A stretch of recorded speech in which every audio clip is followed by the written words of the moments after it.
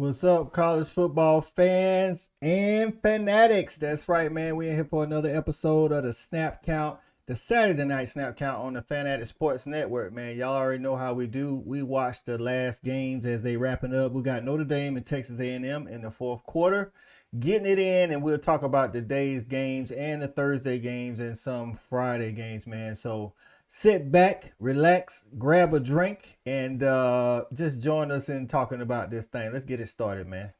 No, I got you on this one, Coach. It ain't nothing. You know what I'm saying? Yeah.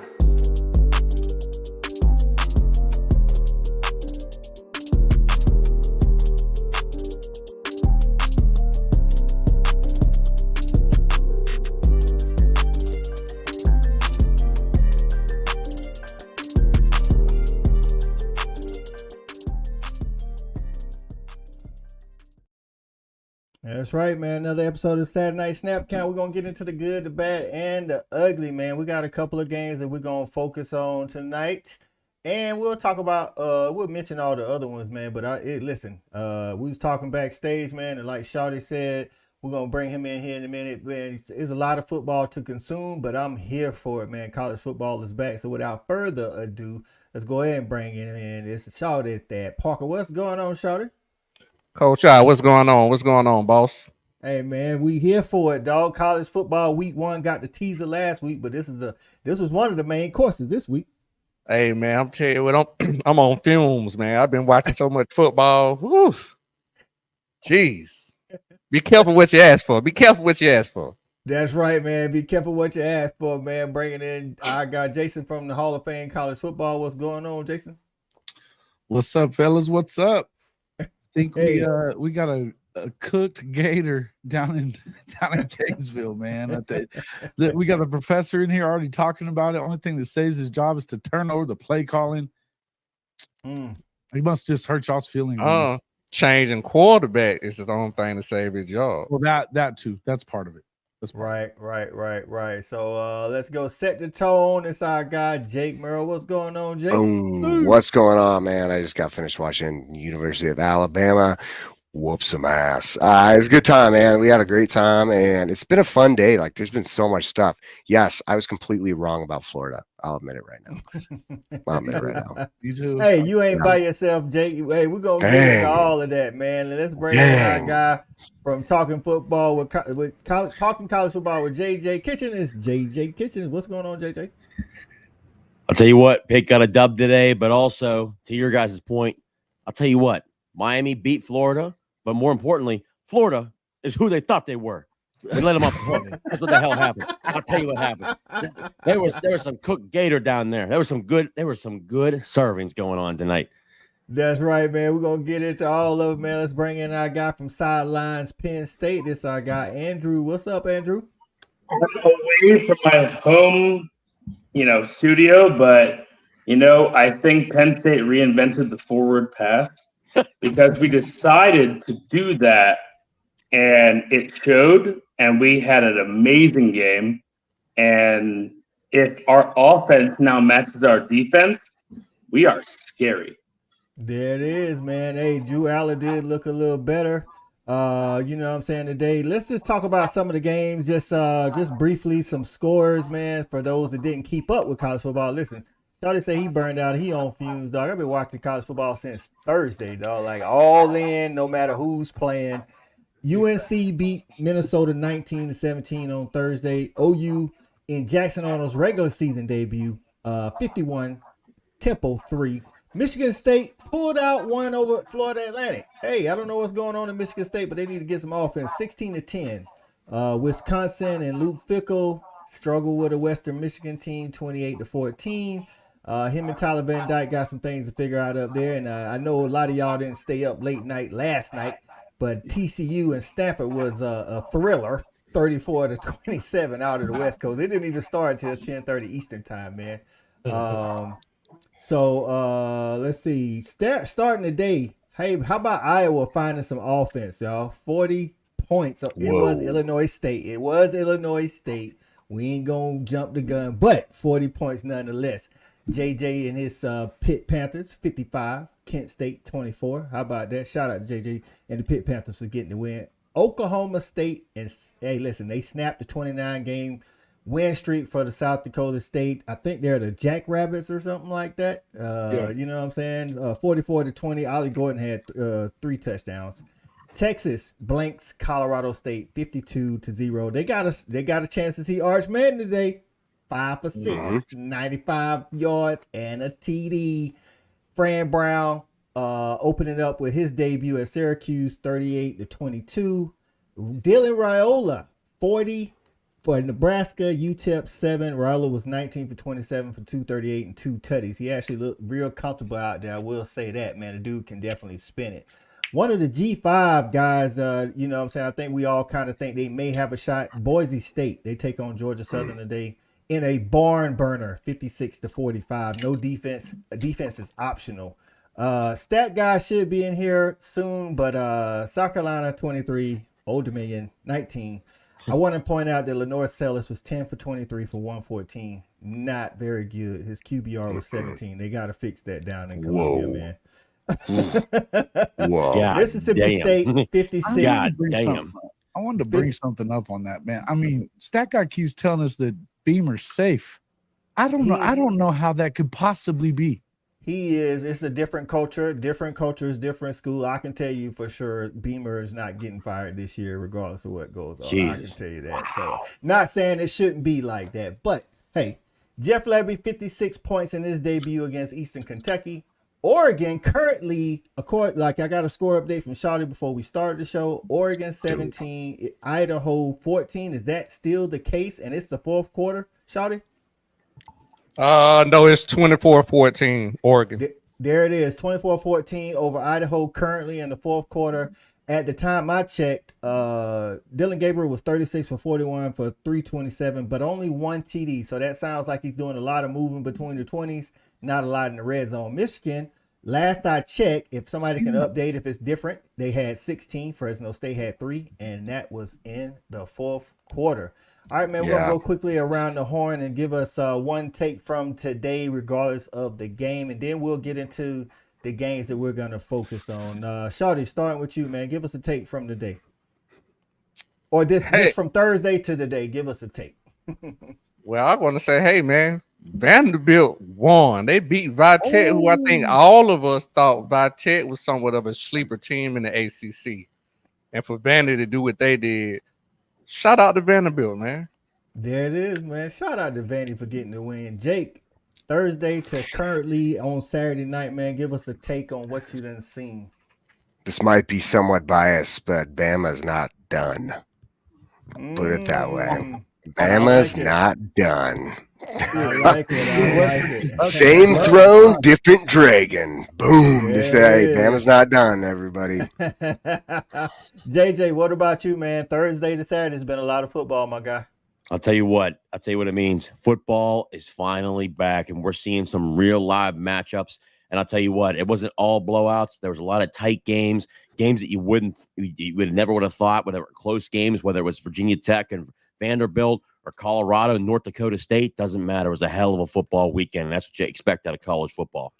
That's right. Andrew, Penn State got the win. What else you take from this Thursday to now, my guy?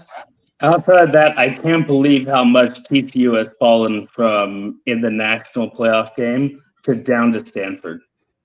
It is such a meteoric drop. We do that. Like, good for Stanford. You know, it's called that Georgia hangover, right? The Georgia thing. Oh my God, that's a hangover that's lasted for 2.5 years, man. So, you know. Man, let's say what's up to the people, man. Mike Dub is in the building, man. What's going on, Mike Dub? We appreciate you getting in. Coach shit, that's my bad. The whole that's my bad, dog. My man, Jason. Hey, way to call me out, dog. I appreciate it. That's my bad. Give us a take, dog, from Thursday to today. What you got on it, my guy? Hey, I'm going to go ahead and say something about your dogs because of Clemson. Because this morning I told you on your show that it was probably going to be somewhere around 35-10. You did. Clemson wasn't that damn good. Clemson wasn't that damn good. And everybody keeps telling me how great they are. And I get it. Georgia's got a great defense. But their offense is god-awful. And I'm tired of seeing everybody talk about their quarterback situation when I kind of feels like their offense is just pretty antiquated at this point. They've got talent everywhere. Right. I'm not understanding this, and I still say Clemson is on the way down. There it is. Hey, you and Stat got both. You and Stat got both. So And Tanner- shout out to Mike Dub for being in the building. The professor. Hey man, it's a rough day for them Gators, my guy. Steve B says Oregon is struggling. That is right. Boomer 129 says Daho came to play. Daho. that whole came to play, I think. Oh, that hoe. Oh, that hoe. Oh, okay. Yeah, he talking about that hoe. Oh, I got you. I got you. Sean D in the building. Sean D in the building. We appreciate you getting in, my guy. Chris E said, "Where is cuz I told WVU isn't Penn State League. It will be a blowout." Coos. Oh, Coos ain't on this show. This is the wrong show, Chris E. But hey, we got your point for sure. We appreciate you getting in, my guy. Stink Ass Cat is in the building. We appreciate you, Stink Ass Cat, for getting in here. Cindy Case, what's going on? Said, well, it started, and man, there were definitely some surprises, but there's definitely a lot of football left. Definitely going to be an exciting season. By the way, hello, we appreciate you getting in. Mars Jam. I know. Mars Jam. All right, Mars Jam, appreciate you getting in here, man. Who else is in the building, man? Let's see. Wallace. My guy Wallace said, "What's going on, fam?" And go Dogs. That's right, go Dogs. We appreciate it. We appreciate it. Kimberly Kate in the building. What's going on? She said, "Good evening, gentlemen." And Red Shoe says, "Coach Prime start off with the dub. Still need a running game and a pass rush. Good and call. A whole defense. We will talk about that. That's matter of fact." We will talk about that. And a whole defense, by the way. True, JJ. Right. We need all of that, right, JJ? So let's go ahead and get into these games, man. Let's start with Thursday, man. We start with Western Carolina giving North Carolina State all they wanted, gentlemen. Shawty, I know you was up watching that. Me and you was kind of texting back and forth. Give me your thoughts on that. Hey, the score of 38-21 ain't what the game said. You know what I'm saying? If you was actually watching. This is one thing I would say, and this is something that I saw that just stood out to me. North Carolina State has some of the best skill position players in the country. They might have the best tight end in the country. I believe it. So with that being said, North Carolina State going to be able to score a lot of points. I expected them to beat up on Western Carolina. One thing I didn't expect was them to give up that many points. They got some things they got to work on defense. But like we all know, North Carolina State going to win probably generally 8, 9, 10 games this year. But I think they may be closer to 10 with the skill position set they have this year. That's a good call. I was watching that game thinking the same thing. I really liked, I think his name is Foley, the tight end. Even though I want to say it was like a turnover, he chased the guy down and saved the touchdown. So, did you see the athleticism? Bruh, like for real. JJ, did you get to see that Western Carolina or any of that or some highlights? I did. And the reason why I did is because at Pitt, obviously, Kerwin Bell's son, who's the head coach at Western Carolina, Cade Bell, is now the offensive coordinator at University of Pittsburgh. And watching that game, it was a lot tighter than what people would think. Obviously, it broke away towards the end. I would say probably towards the fourth quarter. But overall, it was a close game. I'll tell you what, I'm with Shawty, man. I'll tell you what, NC State, they got a lot of players, man. And it came into this season with a bunch of teams and a bunch of guys that are really athletic, really durable, guys who can play at a high level. You started to see it towards the fourth quarter, and it's that, whether it's week one jitters or week one statistics, it didn't matter what it was. They broke away towards the fourth quarter, but overall, man, that was a hell of a football game. And shout out to Western Carolina, a bunch of those guys down there. They do a really good job. Kerwin Bell's a hell of a football coach down at Western Carolina. Obviously, Kerwin was a hell of a football player, quarterback at Florida back in the day, in the Indianapolis Colts in the NFL.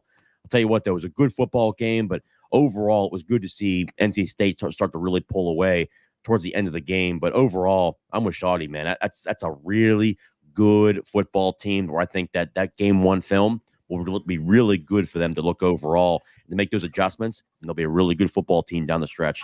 Hey, fire comments, man. That's why we got JJ on the show. I bet none of y'all knew who Western Carolina's coach is, but JJ got that info for you. Listen, man, I'm agreeing with them, man. NC State got some players. I think we might have saw a little bit of look ahead because they got Tennessee down, right here coming up.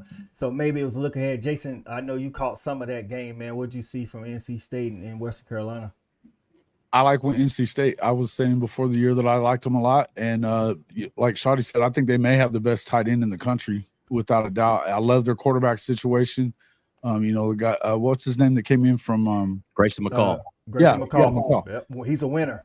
Straight Dude, winner. he's just From Coastal Carolina. when Yeah. you come in there and you've won a bunch of games, it's not really that big of a deal for you to come in and win some more. In the ACC, I think that you have an opportunity to go in and play for a championship. I think that, like I said earlier, Clemson's down. We know that Florida State doesn't look very good right now. And look, yeah, Miami went into the swamp and won today. Right. But and I think that they talent-wise, they showed that they probably have the best team in the ACC. But we also know who their coach is, and if it gets into a tight game, you can tend to believe that Mario Cristobal is going to pull kneel down and praise Okay. God, Jason. Kneel down and praise God.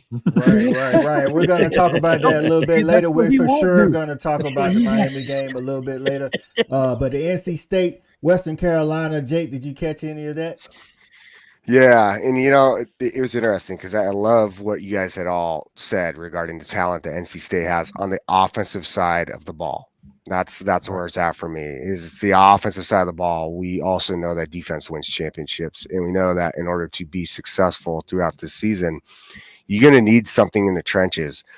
They do have it on the offensive side, but on the defensive side, they do not. And I think for me, that's what stood out. The fact that you even have to come back in a game like that. Now, I don't want to take away the credit, from Western Carolina, but at the same time, NC State, with the talent that you have, you shouldn't be in a position like that in game one, right? I mean, yes, okay, it is game one, but to have to come back, man, like what do you got to do to fix some things defensively? Can you do it? Do you have the depth to do it?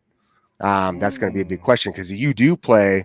You go further into that season, you play somebody like Miami, they will smoke you from what we've seen today. So that is something to think about as we kind of progress through. But great game, fun game to watch for being, kind of one of those opening, like you don't expect it to be good, but it was, so Right.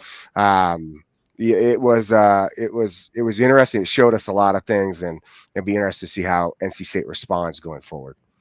Right. Andrew, so with all of what the panel has said, man, what's your thoughts on NC State? Was it NC State looking ahead to kind of like a Tennessee, or you think NC State might just be one of those teams that's middle of the road? I think that week one, regardless of the team, is always going to be tough because there's always expectations or limitations on any single team. And as we've seen through week one, that ACC is pretty wide open outside of Miami. And maybe they falter, maybe they don't. But NC State has already been, kind of battle tested. And they showed up and they won and they came back. I'm not saying that they're going to go out there and win the league, but I think they showed a good amount of grit. And I think they relied on that offense, maybe a little bit too much, too early. But you know what? Defense will gel week 3, week 4, week 5 sort of thing. And I think the Wolfpack, they're probably looking at a pretty favorable season this year. So I have nothing but positives for that. But also, shout out to the Catamounts. They gave them everything they could, to get. And the only reason I know the Catamounts, my sister-in-law graduated from there. So, I'm with you with that, Andrew. My best friend and my best friend and brother, man. Shout out to Mazio Bennett Sr., who played at Western Carolina. They gave him 39 playing at the safety spot, and I was clowning them hard. Halloween, what up? Halloween. But shout out to my guys. Halloween. Hey, man, y'all watching the Saturday Night Snap Count, man. Y'all make sure to follow all these guys on their channel. You got JJ Kitchens at Talking College Football with JJ Kitchens. Shawty at Just My Damn Opinion, Shawty Parker 758. Y'all already know where to find me in the Stat Guy, man. Andrew is on Twitter, man. Y'all get at him, man. SSN_Penn State. That's Sideline Sports Network _Penn State. And then it's Coach Jay Murray. Y'all already know Jay. You know what I'm saying? Set the Tone College Football. And then Jason over at Hall of Fame College Football, man. CFB pod. And I guess Brinsky's an honorary member because Brinsky never wants to really join us. So at the Sharpshooters pod or something like that. But shout out to our guy Brinsky, man. But we'll move on to this next game, man. I'm gonna let you check this one, Jason. Hey, Colorado, North Dakota State, one of the best games this weekend by far. It was a good game, man. It was a good game. I don't know, man. You just seeing Colorado being in close games with teams that they probably shouldn't be. But I think that North Dakota State was really good. I think that they were really good. But in the end, man, this is kind of one of those games. If you expect to go out and be able to beat up on Nebraska next week in their place, and we saw that they looked pretty good with Dylan Raiola today. Nebraska did. So I would say that probably need to play a little bit better. I think there's some things that you're seeing that I don't know. I've been saying it a lot from the start that I don't like the way they do it with just portal. They're not bringing anything that they're having to develop. I know this is not what any Colorado fans, Chrissy's in here about to just go crazy. But I think that you at some point you're going to have to get in here and develop some talent. But I will say this. Travis Hunter might be the best player in America, and I don't know that it's that close. I definitely agree. He's definitely up there, and I wouldn't be mad if somebody made that case. I think it's a case where he's not the best DB, he's not the best receiver, but you're right, he is the best player because he can do both at an elite level. So, yeah. Shouty, Colorado, North Dakota State, dog, we definitely was texting back and forth during this one. Just on the quick Travis Hunter thing. Remember I told you this, Jason. The kid is a more natural, better receiver than he is a DB. You have been saying that. He just has a better DB body because of his length. But naturally, he's a better receiver. But with that being said, in terms of the game, just for me watching Colorado last year and this year, their team looks different. They look bigger. Their bodies look bigger. They look more athletic. But the thing that kills me, even though they look different, they still play the same. They call the game like they playing a 7-on-7 tournament.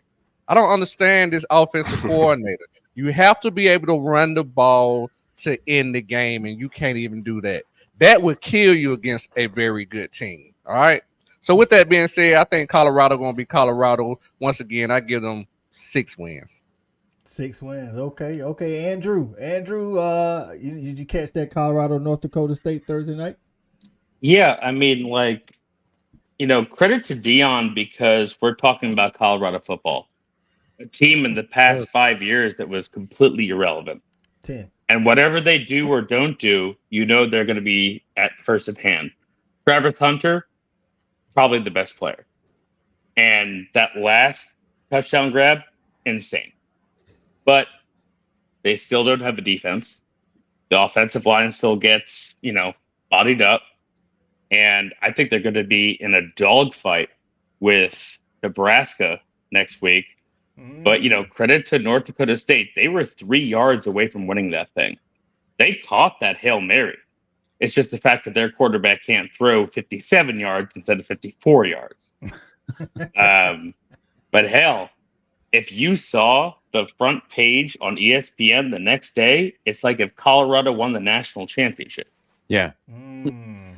They have eyeballs. They have interest. They have celebrities. They have sold out stadiums. And I like that simply because that team was irrelevant 4 years ago. And I'm glad that a superpower in the 90s has come back into prevalence, and Coach Prime has done that. That's right. They definitely are on everybody's radar one way or the other, whether you don't like them, whatever it is. JJ, man, your thoughts on Colorado? Like Shawty said, they kind of look the same, just in different bodies. I'll tell you what, it's getting to be a trend tonight. Me and Shawty are on the same page right now tonight, and I'm going to go in a little bit more, and even Andrew. I can tell you this. It is the same exact team of what we saw last year, but I will say this. People are talking about Travis Hunter. Travis Hunter's not the best football player on that team. It's Shedeur Sanders. I'll tell you what, that kid's a tough son of a bitch. I'll tell you that. That kid took a lot of hits last night from that offensive line. I can tell you this. Their offensive line play is still mediocre. They can't hold up on an offensive line, and their defense is absolutely horrendous. But just on a different level of numbers here. Okay, first off, I get North Dakota State. It's an FCS team. They should have blown this team out. It should have never been a ball game. And even to the last portion of that game, if we're being realistic, there's a couple penalties that were missed out on Colorado that probably helped them out to win that football game at the end of the game. But overall, Shedeur Sanders, 26 of 34, 445, 4 tutties, 1 interception. That's a hell of a ball game. I don't care who you're facing. So that should be number one. But the problem, what Shoddy brought up, let's be honest here. Dallin Hayden, 9 carries, 20 yards rushing. Shedeur Sanders was the second leading rusher with 6 carries, 17 yards rushing. That's Shit, that may be more carries than he had all of last year, though. And it's horrible. That's horrible. I got news for you. Colorado will not beat Nebraska next week. Oh, no, they're not beating Nebraska. There ain't no damn way. There's no way they're beating Nebraska. You got some people calling they shots. And guess what? I'm looking at this team overall. You know what? I understand that shot plays, everything else that they do. I'm very confused on what they're doing in terms of an offensive scheme. I understand, hey, they took advantage of a North Dakota State team, an FCS team who clearly didn't have the talent, but more important, the speed, especially on the outside. But the fact that they couldn't even establish the run game, I don't care if it's in the NFL or in college football. You have to establish the run game. And the fact that they ran for 59 total yards overall is an absolute joke. That's not good. So while Shedeur Sanders, in my opinion, is the best football player on that team, the one thing that has stayed the same, they're soft up front on both sides of the football. They're getting pushed around. They're getting bullied like in a schoolyard. These guys need to figure out if they want to be there, if they don't want to be there. And I think the one thing that was very clear, when you look at this football team, they got lucky that North Dakota State made a couple mistakes down the road. But more importantly, you looked in the fourth quarter, that last drive, let's be honest, Colorado got a little bit of a push there. And to Andrew's point, it was almost like Colorado won a national championship when they beat North Dakota State. I got news for you. They're going to have a real issue, and I think six wins is very generous to the Big 12, and that you still have Nebraska left. They're not going to beat Nebraska. I have news for you. If there's anybody out there that will really capitalize on this team, it's Matt Rule. Matt Rule took a loss last year. It will not happen again this year. I can tell you that right now. I can tell you right now that the quarterback that could actually throw the ball last year. And hey, JJ, who do you think is going to get drafted first, Shedeur or Travis Hunter? I'm going Shedeur. Right. Shout out to Steve. And then for the Travis update, Hunter, man. wide receiver? Yeah, literally. Shout out to Shedeur. Hey, shout out to Steve B, man. Notre Dame driving with 2 minutes left, 13-13. Listen, man, this is a close game. Good stuff on Colorado, JJ. That's what I told you, man. JJ be bringing the fire. Jake, man, put a bow on that Colorado Notre Dame North Dakota State game, man. Yeah, man. I think here's the deal. Like we saw, you guys all summarized it really, really well. JJ, I think you definitely took that into the depth that needed to be. One thing I will say, right, is NDSU is a defensive team. They've won their championships based on their defenses, right? Their defenses are phenomenal. There's a, yes, if they had the speed, they would have actually beat Colorado. We all know that. We knew that it was a speed game, and that's the only reason why NDSU honestly lost. Colorado has the weapons there. I should say, in the passing game, they have the weapons there in the passing game. Running game, non-existent. I don't know what they're going to do this season, especially when your offensive line is still broken, right? An offensive line has to work as one chain. And if you have a weak link, and if you have multiple weak links, it's going to stay broken until you repair it with some legit depth. That means you got to actually recruit and get guys in there who believe in what you're doing, right? You can't just kind of piece it together and think everything's going to be good. So the thing that it comes down to for Colorado this season is that you escape with a win. Yes, Deion is not happy, right? We all know the expectations were not met.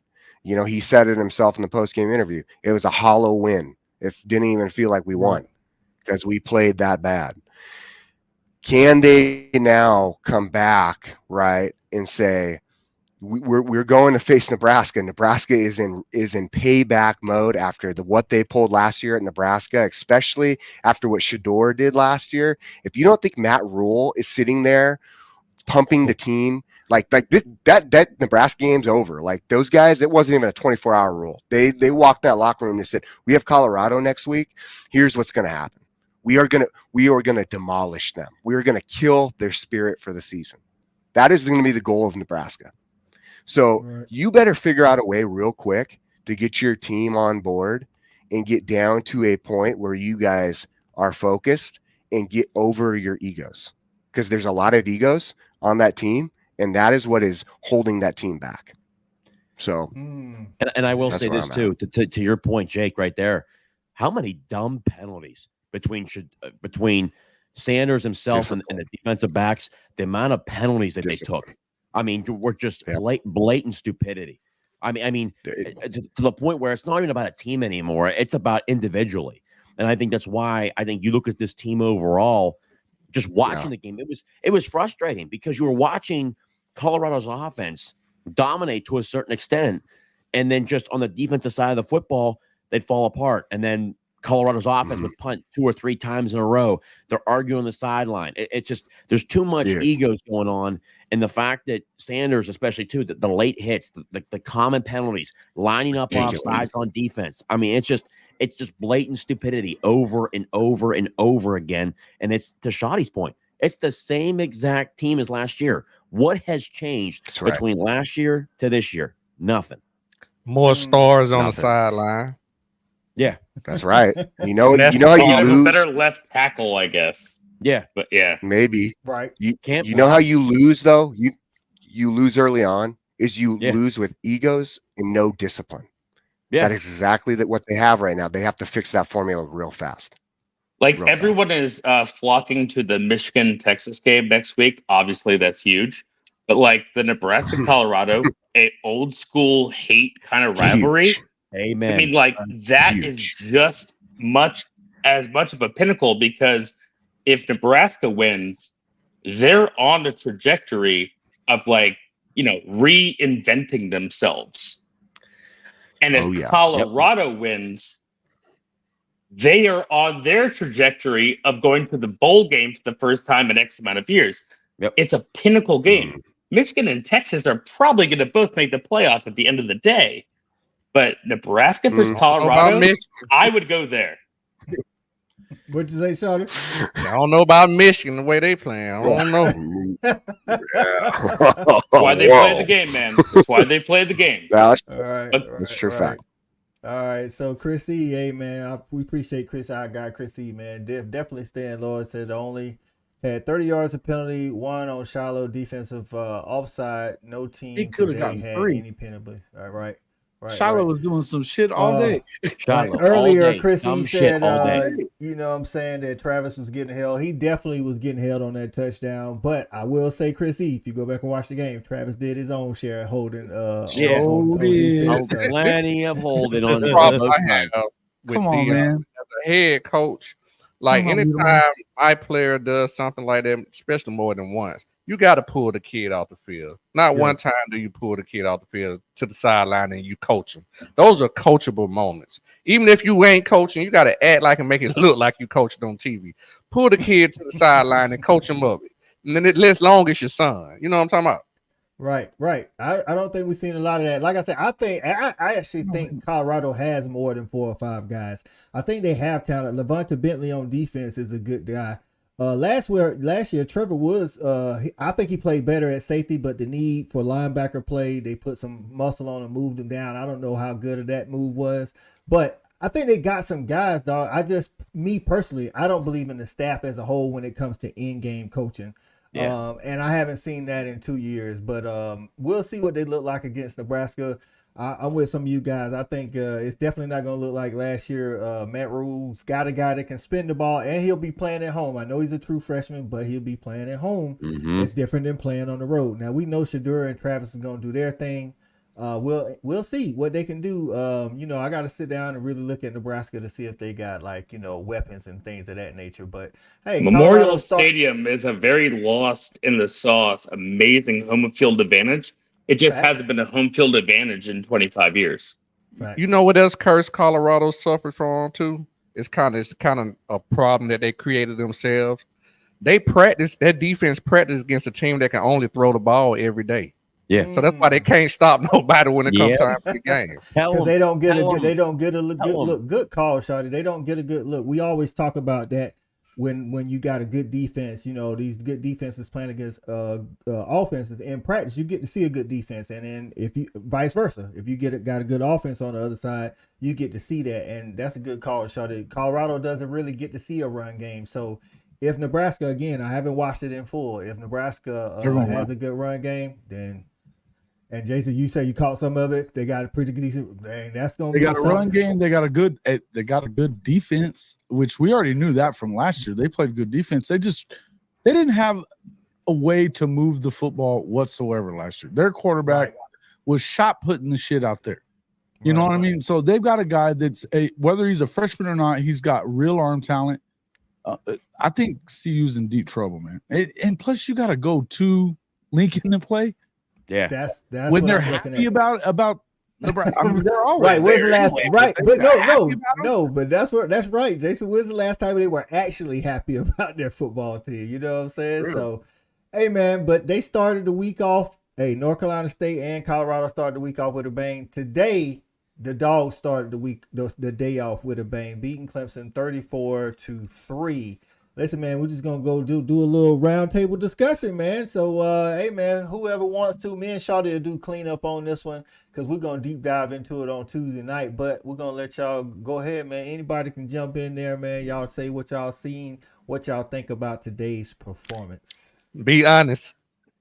I will tell Georgia you right good, now. Clemson bad. Yeah, I think there's plenty. Yeah, go ahead. Clemson has whiffed on 2 straight 5-star quarterbacks with DJU and Cade Klubnik. Mm-hmm. They both look average at best. Clemson couldn't move the ball. Georgia's defense was everywhere. You set the tone.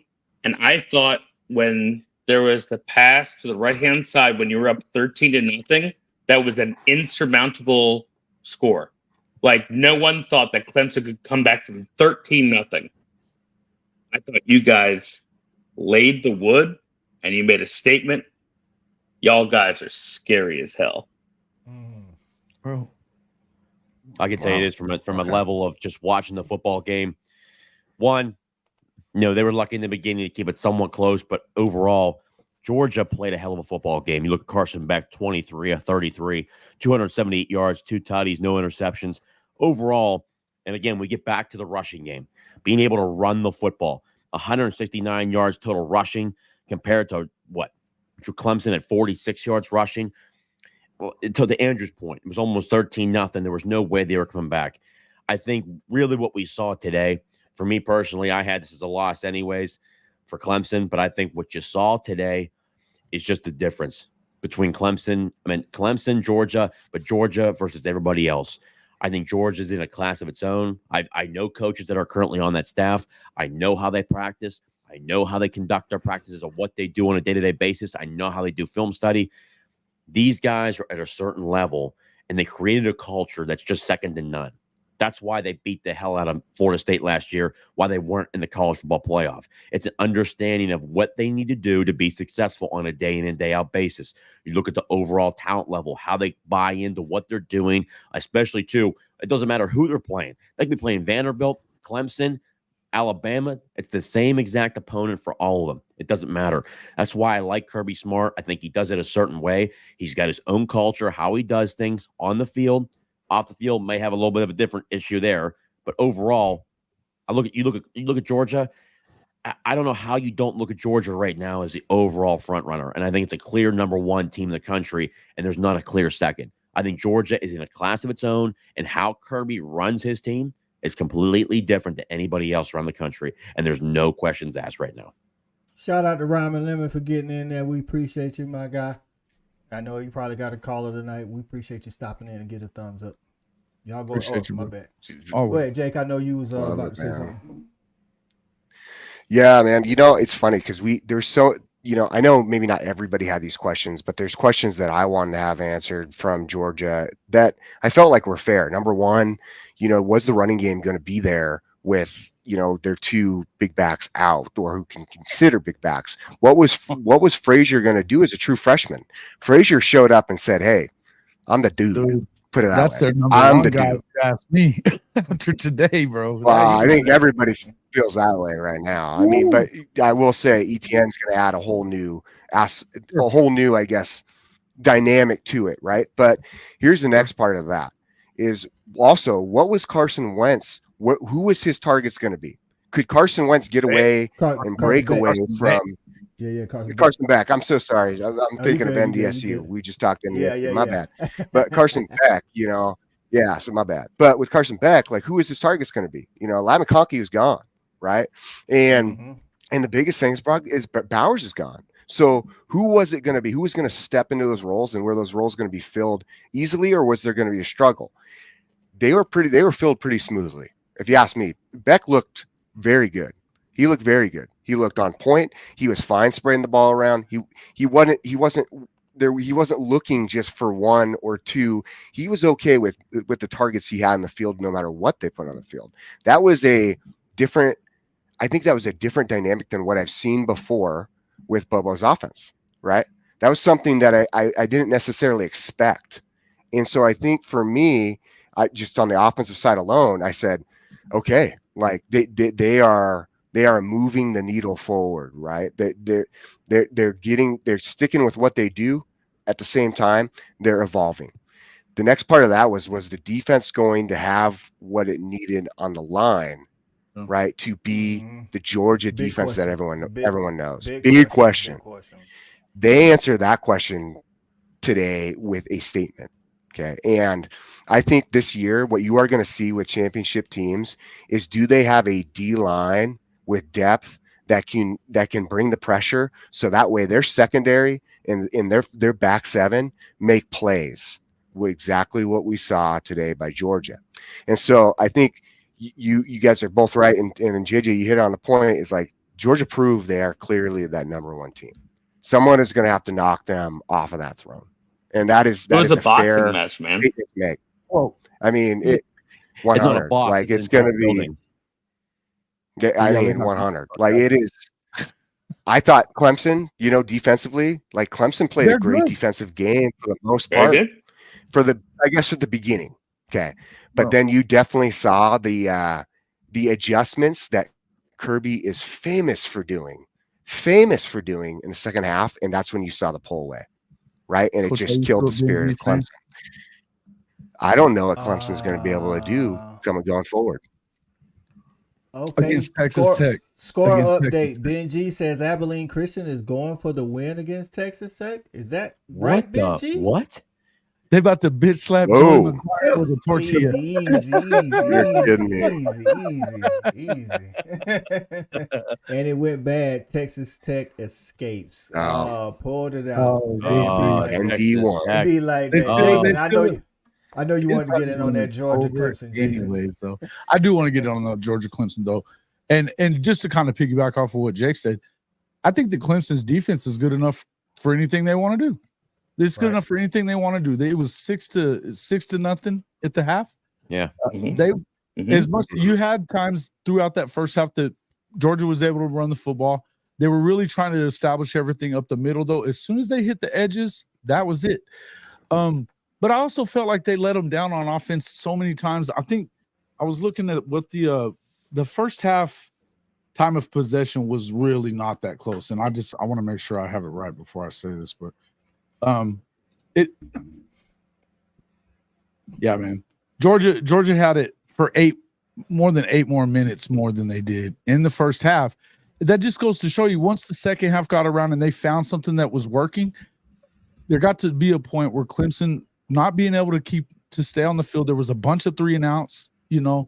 When that starts happening, it's a bad deal, because you're not going to keep up forever. And then once you know how it is with Todd Monken did call a very and I think it was our boy over here, Sean D was saying it earlier. He called a great game today.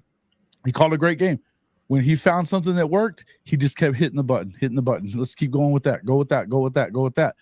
He knew what he needed to do to wear him down. I think that on the defensive front, Clemson had plenty to compete, but to me, and you and I were talking about this earlier, Coach I. You're talking about whether or not Cade Klubnik is that guy or he's a playmaker or no.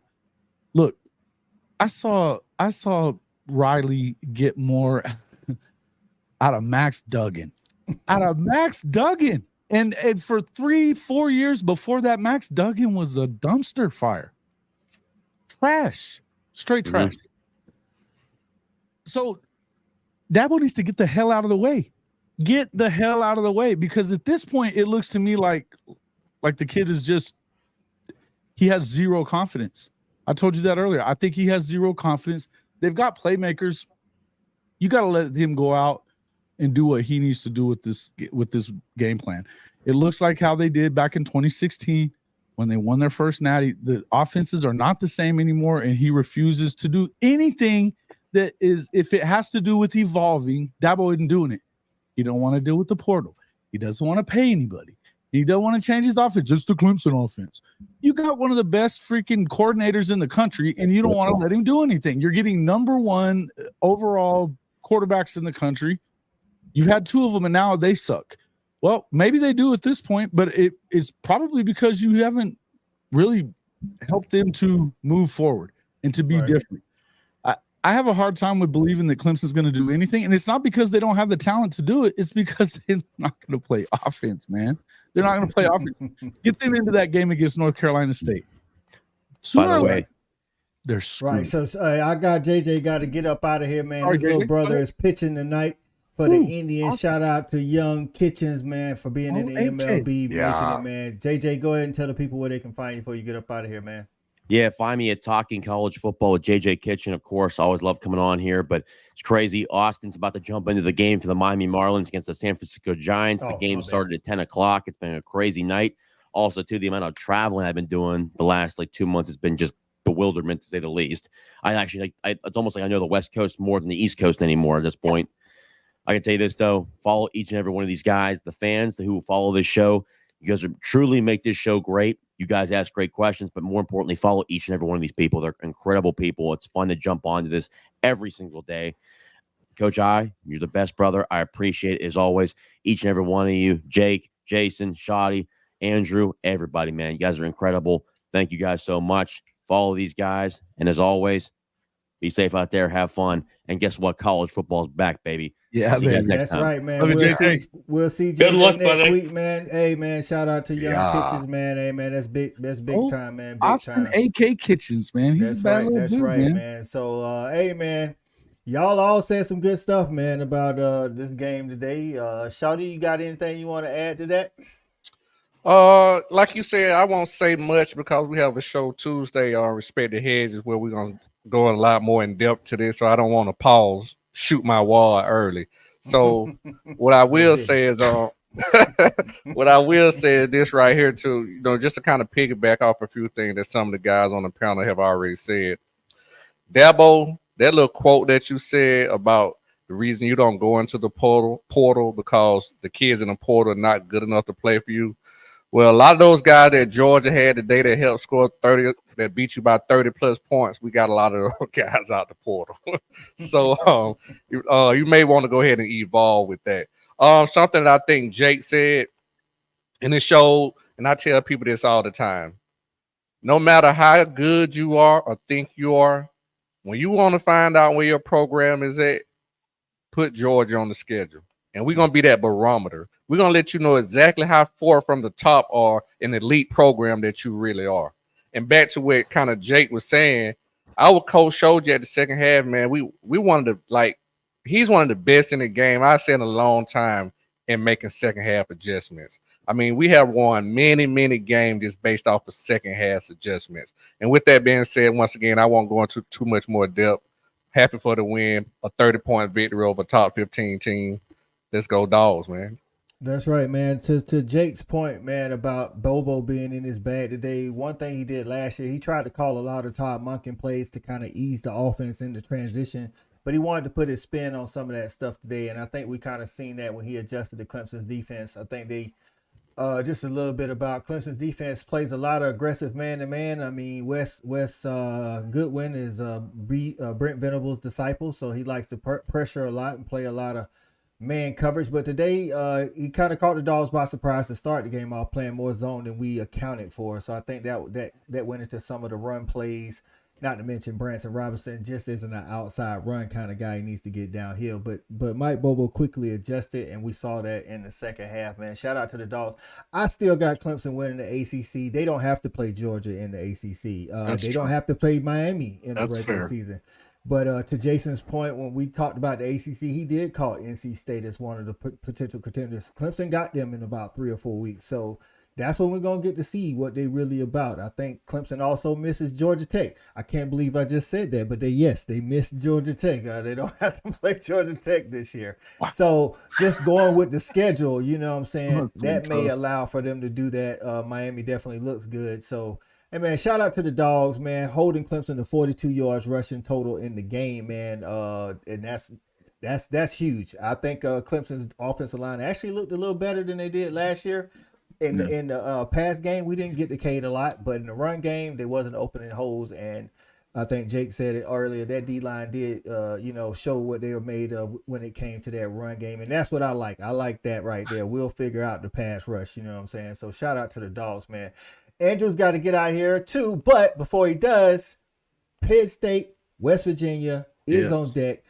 We're gonna let you start it off, Andrews, and then you can. I know you're traveling, man. Then you can, go handle your business, dog. So the biggest question going into this season is: did Penn State do enough to beat an Ohio State, a Georgia, a top tier team? So what did they do? They got new coordinators. They got Andy Kotelnicki from Kansas. And what did he do? He pushed the field. Drew Aller threw for 3 touchdowns in the first half, and 3 of them were over 50 yards in completions. He had 7 of them the entirety of last year.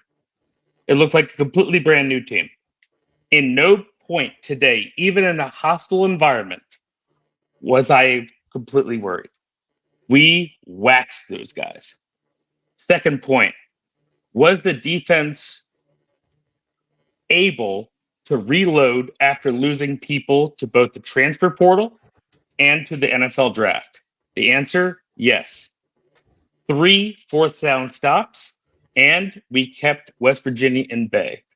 At third, after a 2.5 hour delay after halftime, did the team with so much, momentum going into halftime had the ability to tap into it afterwards? The answer, yes, both on the ground and in the air. Penn State has always been held back. We are the but team.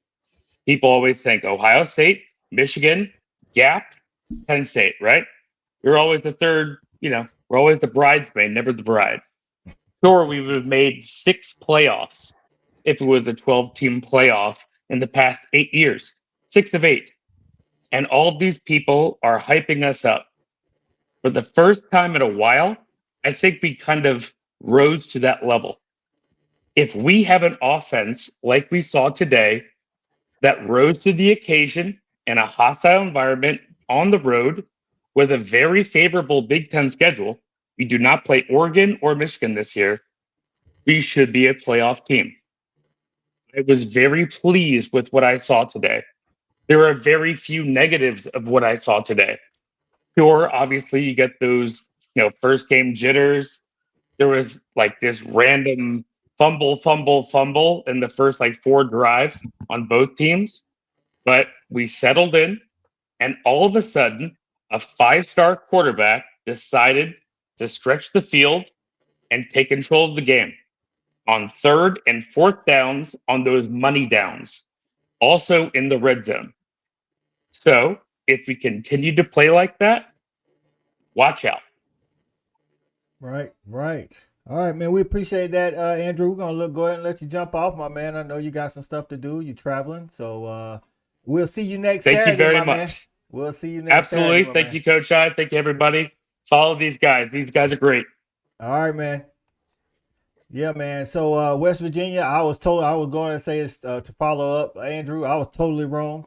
Penn State actually looked like a really good team today. Again, this is not normally how their offense looks. Drew Aller they actually let him throw the ball around today. And I think Jason told us they had a new OC when we did the Big Ten preview, and the OC actually been with trusts Lance him a lot Leipold more for a long time, man. He's a really good. I think he was Right. that guy that they needed to do it. Now you had to obviously go in there and do something. I don't know if he really brought this up. Since his first start last year, Drew Aller had in his first drive in his first start, he had a 72-yard touchdown pass to Wow. I believe it was Keandre Lambert-Smith, 72-yard TD pass. Since then, they had 12 pass plays over 20 yards. Wow. So today, just in the first half, they had 3 of those over 20 yards. They had 2 more that were 18 and 19 yards in the first half, 55-yard touchdown pass, 20-yard touchdown pass. I mean, they like almost blew their entire 2023 before halftime.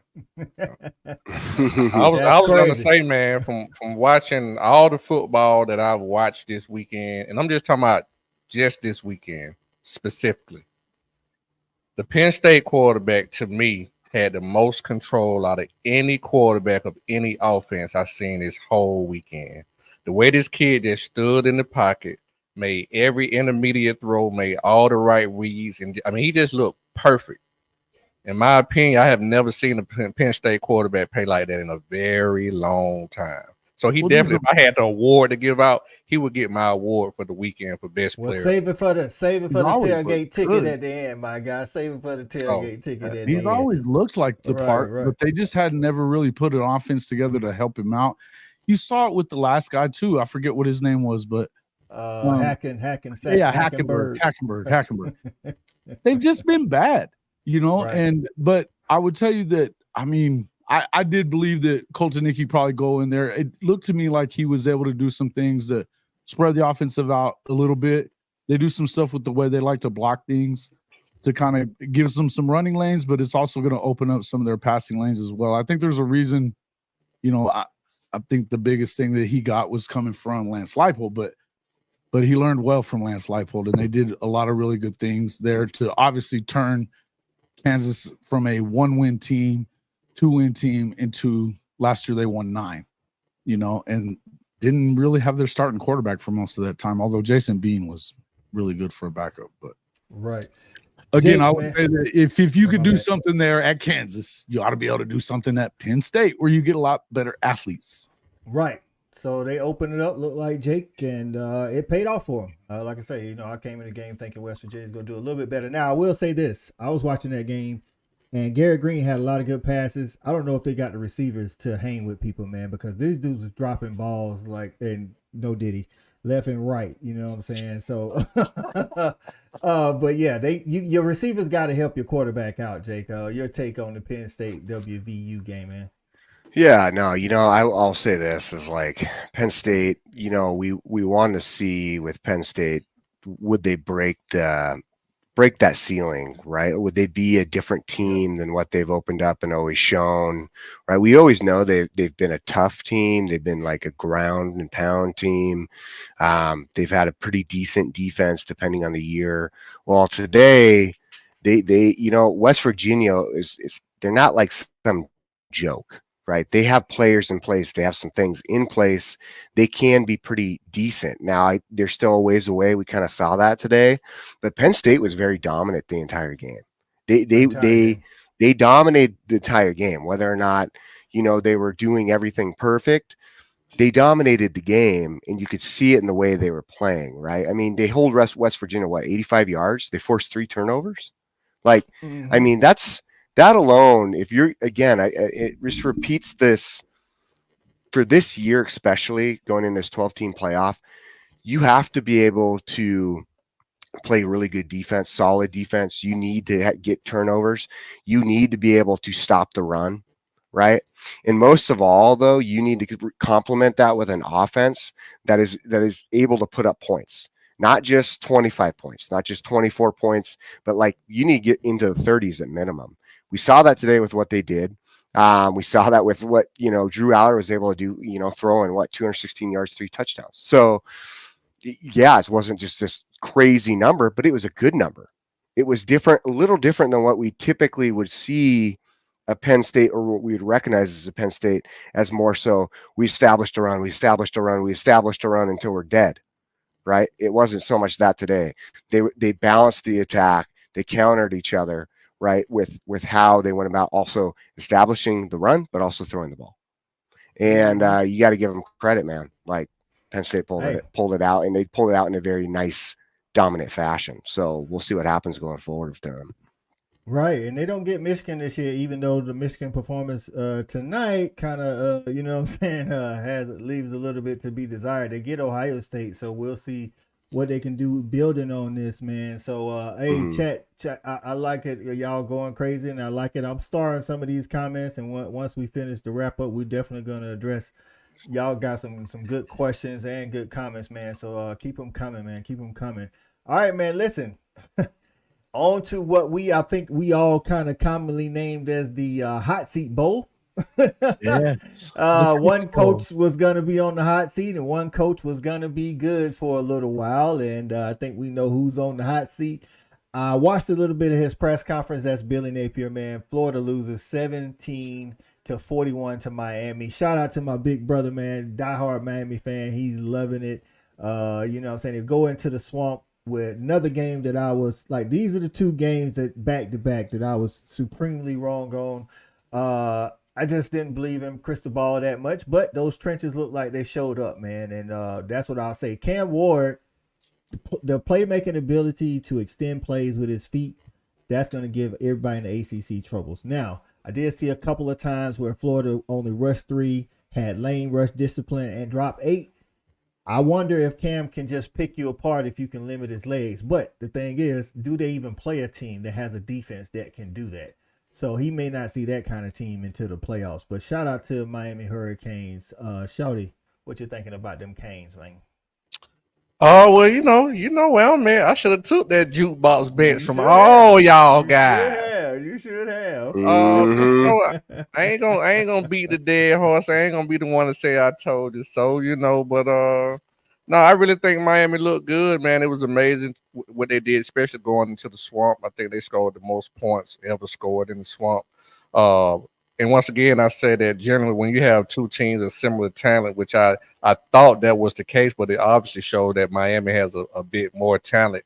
I would always go with who has the best quarterback. And clearly Miami has the best quarterback. So that's why I was heavily favoring Miami. And with that being said, I think we talked about it early. This game was very important, not so much what happens on the field, but about what's going to happen with the coaches and the coaching staff. I think this is definitely has ignited the hot seat for Napier, because a lot of things, not just the loss, it's the way that you lose. Right. That was big. That's big. How you lose. Right. So with that being said, shout out to Miami for the win. Cristobal, once again, I got him at 9 to 10 wins this year. The trajectory is up. Right. Jake, your thoughts on the Miami Hurricanes over to Florida, man? Well, yeah, I was dramatically wrong. Man, dude, I was so wrong. I tell you this, I really thought I really felt it like that Florida maybe was trending in this direction. They had kind of put some things together that they could, but man, at the end of the day, the discipline wasn't there. A lot of mistakes and errors. It didn't feel like it had really the attitude that they needed to hey, it's us versus the world attitude. And it wasn't there. Whereas in Miami came in acting like the U, what the U is known for. They had some swag, right? They had a quarterback who's putting the ball wherever he wanted to put it. And I'll be honest with you, we said if Cristobal could get this put together and Ward is that guy, then they are going to be a dangerous team. And on top of that, that defense, man, Jason Taylor has said the right things to that defensive line because they look good. They do look good. Baines even went out with an injury and they still look good. 100%. So it was impressive. Man, shout out to Miami, because I think if they continue this trend and they gain that momentum, they're going to be the real deal. So Right. Sooner in Texas, I just want to say that is funny. My brother's been diehard Miami for a long time. Jason's, I think he may have been the first one this summer when we started the Saturday Night Snap Count conference previews to call this the hot seat bowl, or at least something to that effect. A barbecue bowl or something. It's got to be something. But look, I get it. I like the way that Cam looked as well as anybody else did. I think he looked really good. Their running game looked good. Their defense looked really good. Wake me up when they beat somebody that's good, a legitimate football team like Wake Forest or Virginia. Not to spit on Florida. Hey, spit away. I am spitting on Florida with that. No, man, I'm just busting chops. But really, look, it's not about talent. We know that it's not about talent. We know that they've had talent. Now, they haven't had a quarterback like what they had. I think that against a lot of teams, though, some of the throws that you saw Cam making, sidearm throws, little weird, trying to, hop it here, hop it there. It was, you probably don't get away with that crap if you get up against, say, Clemson's defense or, some of these other teams. Now, do I think they're dangerous? Hell yes, I think they're dangerous. Mm-hmm. I do. But we have seen them lose a game that all they had to do was take a knee to. So I don't feel like it's out of the realm of possibility that they could screw this thing up, even with the best team. So, and again, and I do think that, I got to tell you, I was probably wrong about most of this game for probably the last 6 months, because I figured that I was saying that Florida was going to win the game. I really did think they would, right? Right. I did say that. And I thought that no matter what, you're probably going to see Billy last. I don't know that he lasts till tomorrow. Ooh. If they don't jettison his ass into an actual swamp tonight, it'll be surprising. Right. One thing I will say, if you're going to win 5 or 6 games, I'm going to win it with that young kid. I'm going to play the young kid. What's the name? DJ Lagway. Yeah, you might well go to play him. You got to play from here on out. The other guy's done. Right. He did. Listen, and not for nothing. I know the game was out of hand, but Miami still had their first team defense in when DJ Lagway got in the game. And that second drive, DJ Lagway did. Listen, man, sometimes you need to change that leader, that signal caller to spark something. We saw it in 2017 with Georgia. I mean, when Eason goes out against App State, we couldn't move the ball the first 3 drives against App State. He goes out. Jake Fromm, not to say he was, DJ Lagway by any means, but hey, sparked the offense. And I mean, I'm with y'all. I think DJ Lagway definitely sparked the offense. I still like Graham Mertz, but I don't know how many weapons he has. But something about DJ Lagway being the signal caller definitely had them looking a little. He brings more. He brings more. He just brings more. His throwing talent. He made different throws, more throws, and plus his leg. I mean, he opens up your offense. Right. He lets you run everything. Right. And I think, with this game, even with the Dogs in Clemson, with all the games we saw this week 1, what we can say is we saw some good stuff and some bad stuff. But after week 1, we don't know if Miami's that good or if Florida's that bad or a little bit of both. Because if Florida is that bad, I think to Jason's point, I don't know if Billy makes it very far, because it doesn't get any easier, fellas. Florida... We talked about the schedule ad nauseum, mentioned it this morning, but listen, it doesn't get any better for Florida.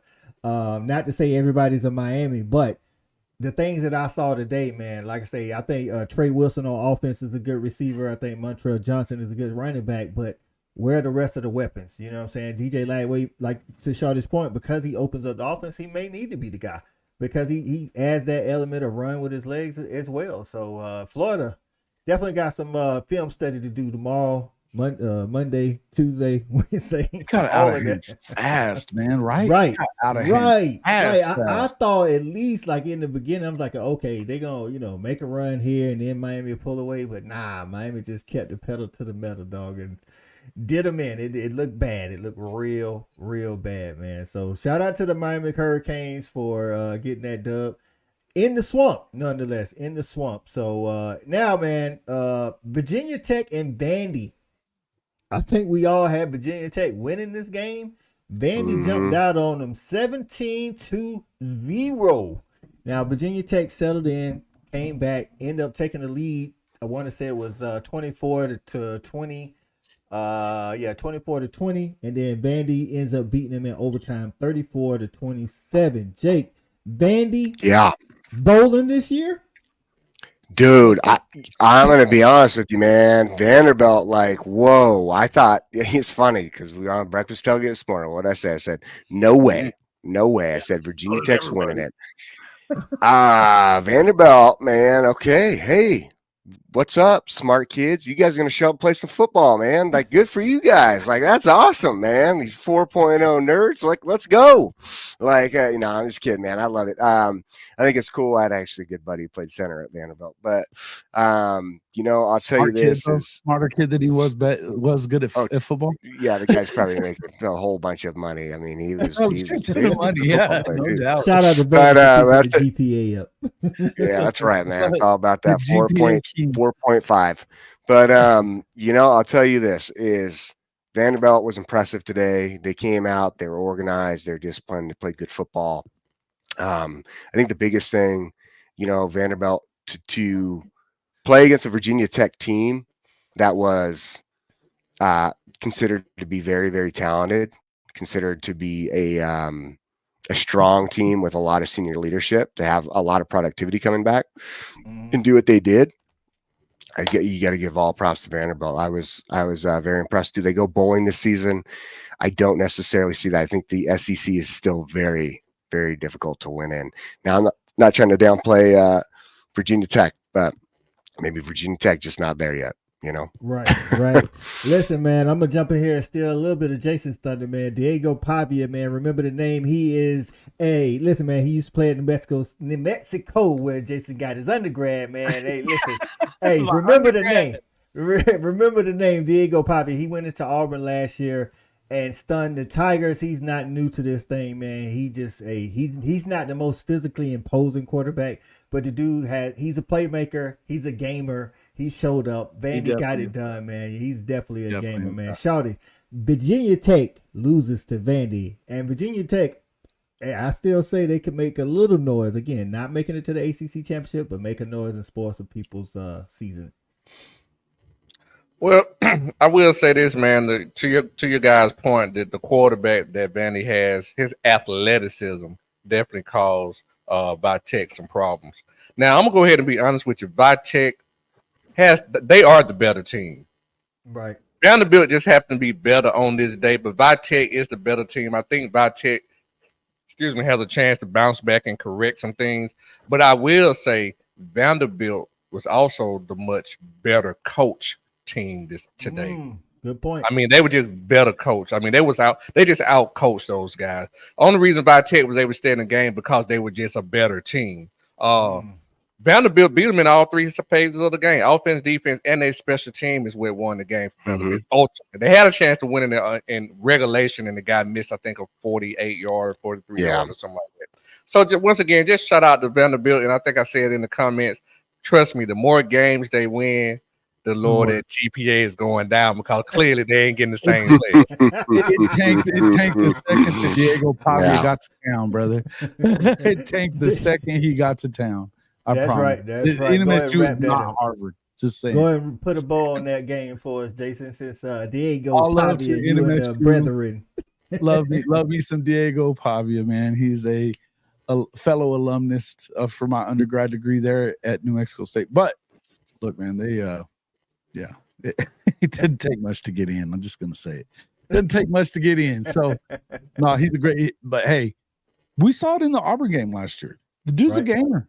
The dude is a gamer. He gets out there, balls out, and look, they got Jerry Keel on that team. And what's the name of that offensive coordinator?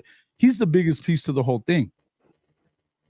They might not hurt themselves to keep him around if they do decide to fire Clark Lee, because I'm trying to remember his name. He was the OC at New Mexico State last year. I was about to say they kept doing. I didn't have the volume up, but they kept doing spotlights on him during the game. I kept seeing them show him on screen, but I don't remember what his name was. I think he might have played at Vandy or something like that. It was. Tim Beck. That's okay. I should have known that anyway. Tim Beck. Yeah, he's an up and coming guy. He and Jerry Keel. Everybody kind of knows who Jerry Keel is. He's been a big time assistant for a long time. He was at Minnesota. He's had a lot of health issues that kind of hurt his upward trajectory when it came to head coaching. A lot of people probably remember from the TCU SMU fight a couple of years ago, and he's one of the coaches that got like beat the crap by his own players in the fight trying to break it up. But look, I mean, he went to back-to-back bowl games. I mean, they gave Liberty all they could handle last year in the game that they played against them in that Sun Belt championship game. So, look, I like what Diego does. I mean, you can't expect a ton out of Vandy either way, but Tim Beck is a real deal coach. I think that was important for them to have somebody that kind of had an idea what to do on offense with not guys that are the best athletes. Because if you're going by athletes, you're never going to win at Vandy. It's just not going to happen. So you need to get somebody in there that can put some kind of an offense together that can win, and a gamer quarterback like they brought with them. So, hey, good for them, man. But yeah, that GPA probably took a little bit of a hit there today, Shawty. I think you're right. Right. To Shawty's point, man, Clark Lee came in last year and he had a different mindset. He didn't want to take that Vandy is the GPA, holder of the SEC and that kind of thing. He said he don't want people to talk like that about Vandy. So I think it starts with the mindset from the top and it filters down. Again, not projected right to get guy, to a bowl coach. game. Right, not projected, and not for nothing. Clark Lee is a Vandy alum, so he actually has a little bit of, but he got a little of that black and gold pride, Commodore pride in him. So he don't want Vandy to be the laughing stock anymore, man. But Can I throw a quick hot take? Right. So Virginia Tech, to your point, is the better team, but I thought today Vandy was the better coach team. I think Brent Pry has some questions to answer with that Virginia Tech team starting out so slow. Go ahead, Shawty. I was just gonna say, and I'm just throwing this out there just to, mess with Stat Guy since he ain't here. Kind of to my point about once you get the right guy, how everything can change. Now, what if Vanderbilt win more games? What's South Carolina excuse? Hey, big facts. And man, Stat talked in the text and he kind of said the same thing. He said, man, we just the bad news bears, man. He said we can't have nothing nice in Columbia. Can I ask you guys? Shout out to the Stat Guy, man. Shout out to the Stat Guy. What's up? I gotta ask you guys, how can this be? I was looking back to Wikipedia at all the coaches. Right. I mean, their tombstones all say like 2 games below 500. Had he lost this one today, it's 20-19. How can he not be on the hot seat at all? Well, I can tell you from the South Carolina faithful and the people who control the money, they like Beamer's energy. They like his recruiting prowess, considering the people that he's going against. I mean, he's directly recruiting against Georgia and Clemson because of the proximity. The class that they just brought in 2024, that's why Stat Guy always says 2025, because that's kind of, I'm not saying they told him verbatim, but they brought in like 5 really good offensive linemen for South Carolina standards.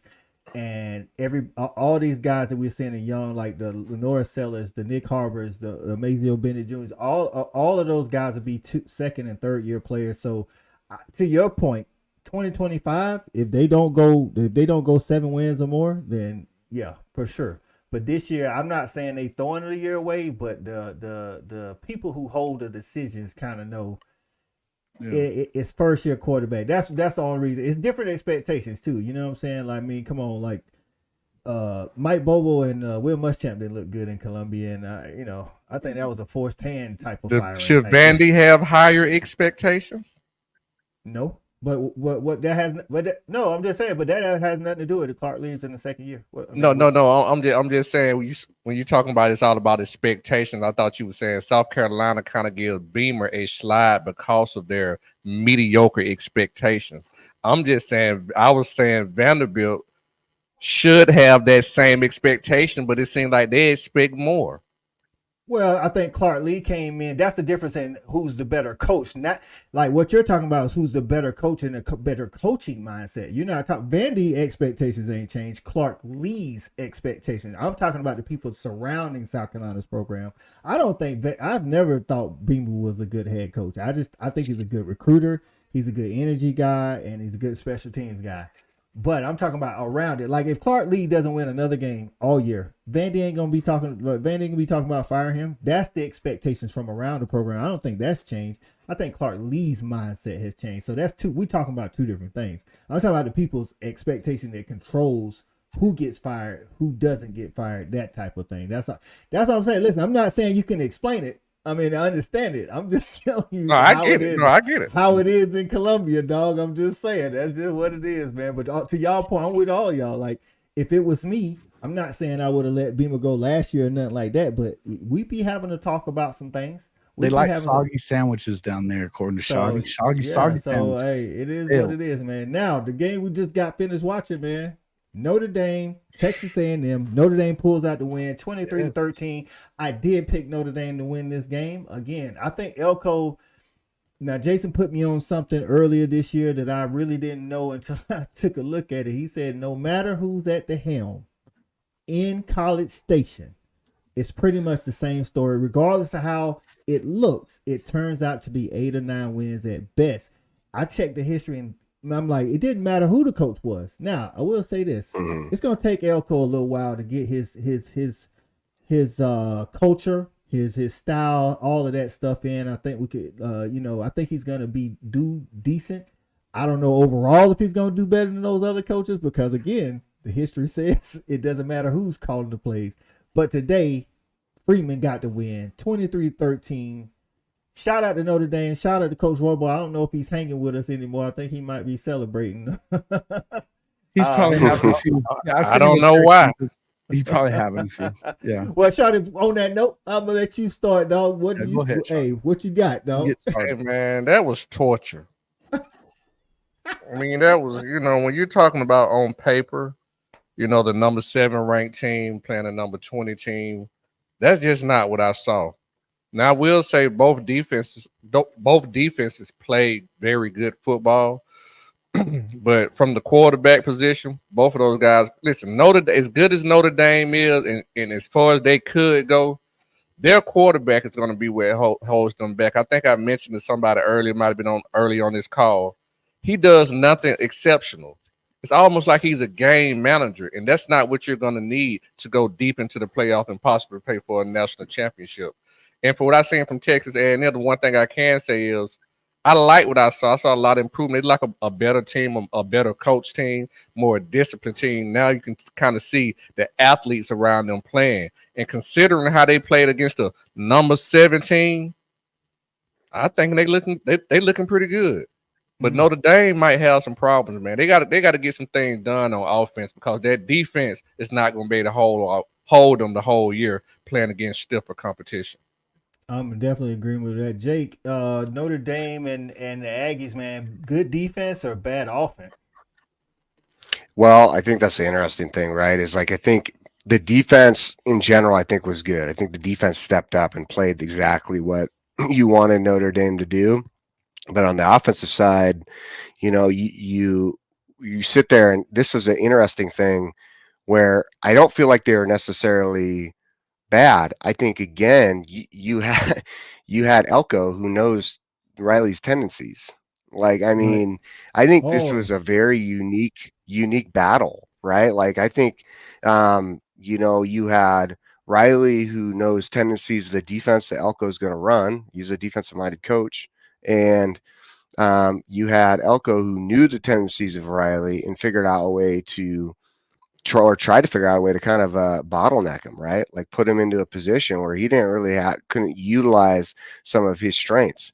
With that being said, I think Notre Dame proved one thing that we've been waiting to see, and it's do you have the grit in these tough games to get through them, right? Because this was a battle back and forth, right? Like it really was.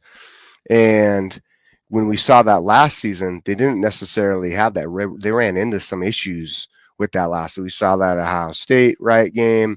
But I'll tell you this year, not saying like Texas A&M's Ohio State, but at the same time to open up game one in such a battle, such adversity, you face that and you overcome that, it really sets you up for a lot of success going forward.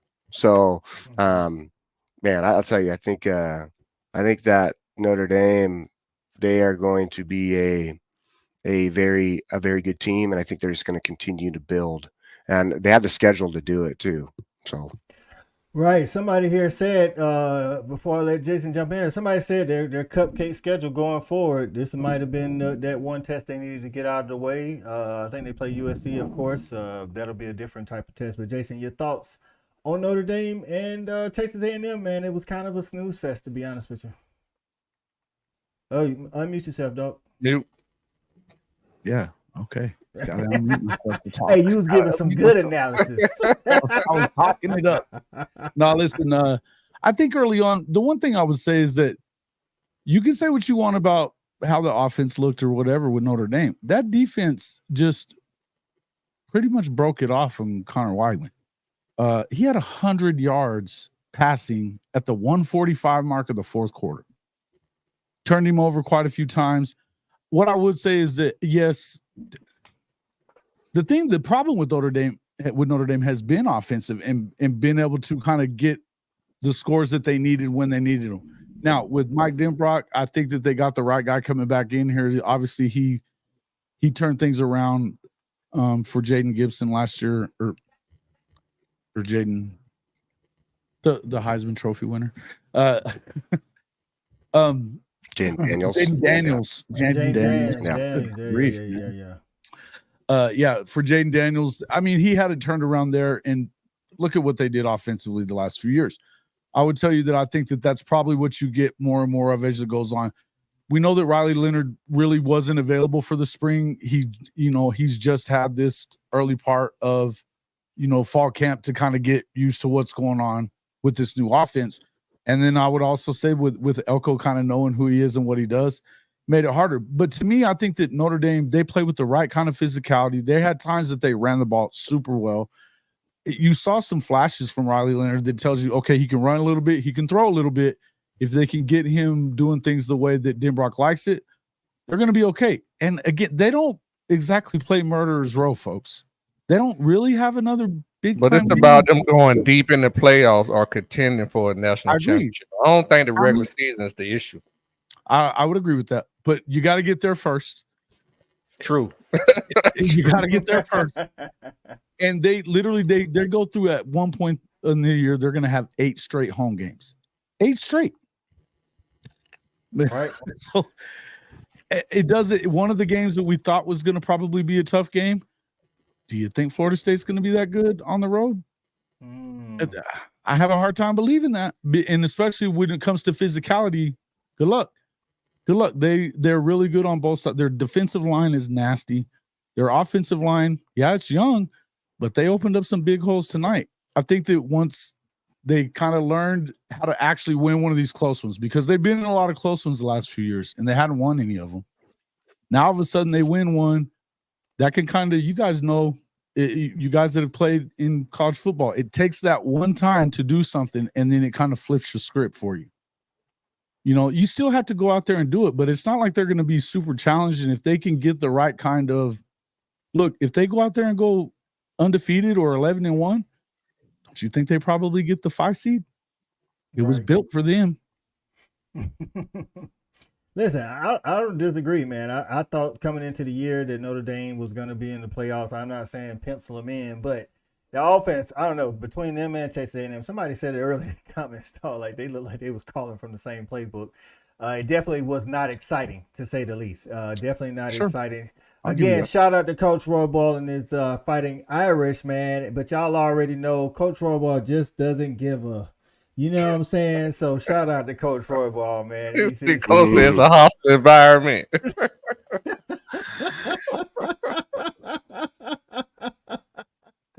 Oh man, hey, shout out to Coach, man. Hey man, but listen, we appreciate that aren't on the road though. That's right. Somebody said, yeah, aren't on the road, and I think that's what he was saying. Some of those are neutral, but to Jason's point, like they're not in hostile. There's no true road games for 8 straight freaking trips for that's 8 right, straight games right, at one point.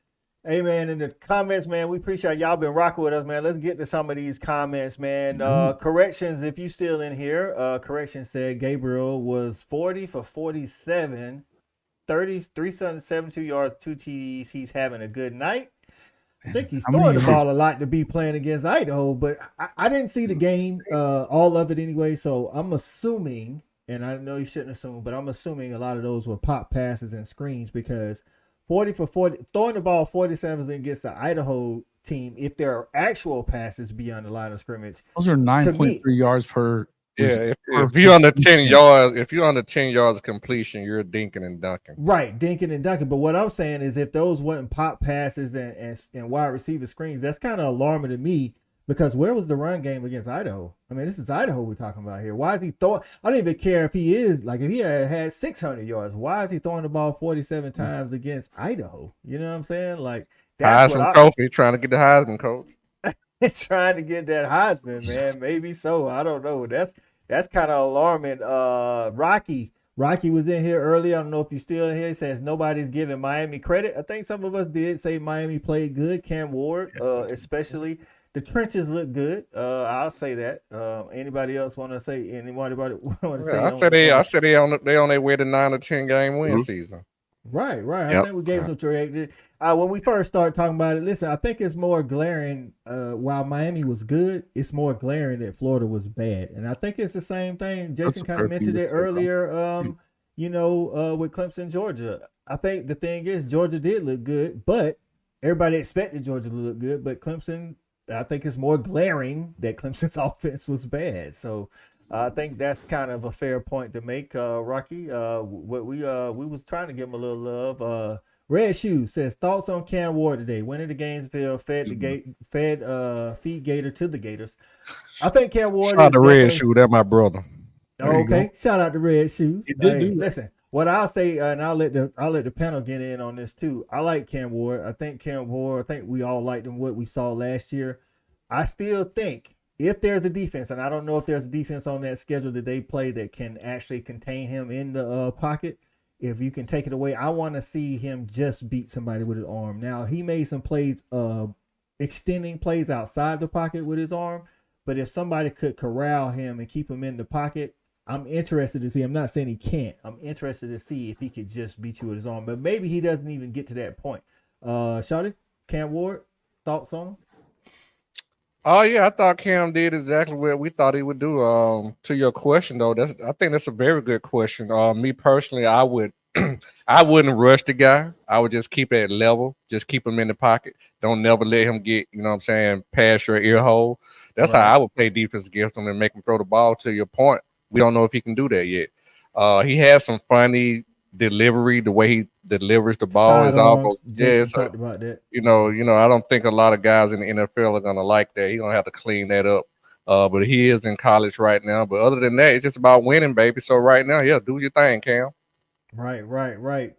Jake, your thoughts on Cam Ward? Man, Cam is exactly who I think who I thought he was. You know what I'm saying? Like he came out, we saw that at WSU. There's some things that he could have done to maybe be a little better here and there, but I mean, he really showed out at WSU. And this year, I mean, you can see he's elevated his game. He's definitely looking at not just working out of the shotgun too. I think that's another big thing we saw today. Cam was able to show his versatility of working out of different sets, and not just in these spread massive formations, but in these in the 12 personnel and 11 personnel, right? In your empty backfield. Like, I mean, Cam started to show exactly what he needs to show to be a top draft pick for this next season. So, I'm with that right now. Nothing else to make you play 11 on 11. Right. Jason, Cam Ward, impressed? I was impressed. I think that he does a few things that you kind of against better teams. As I said, I think you probably don't get away with some of the things that he did, sidearm throws and just not great fundamentals and stuff like that. But the dude's electric, man. He can get out of harm's way. He can make every throw pretty much. He seems to be a leader. And it seemed like when he made a mistake, he didn't back it up with another mistake. And that's what you want out of your quarterback. You don't want them to be afraid to go out there and make mistakes, but you don't want them to compound mistakes by making more. I think he looked good, man. Hey, look, for what it's worth, as much as I've kind of given Mario a bunch of shit, they looked good. And the running back helped that situation out, right? I Right. think their running back situation probably wasn't that great either. So it really they even lost their best defensive guy early in the game too. And Bain. Yep, Bain. yeah, Bain. Yes, that's who I was thinking of. Mm-hmm. He didn't come back in. I don't believe that. I remember. I don't think he came back in. I got to go back and watch the end of the third and the fourth. I don't think he did, but they didn't miss a beat. You know, not for nothing. I don't know if that's more testament to Florida's offensive line or, you know, Mario and the defensive line with Jason Taylor down there. But Sooner in Texas says Cam would be a great player if he was played for anybody but Miami. You don't like Miami, Sooner in Texas. For whatever reason, they don't. I would say this about. I think that was the other thing is Mario does know.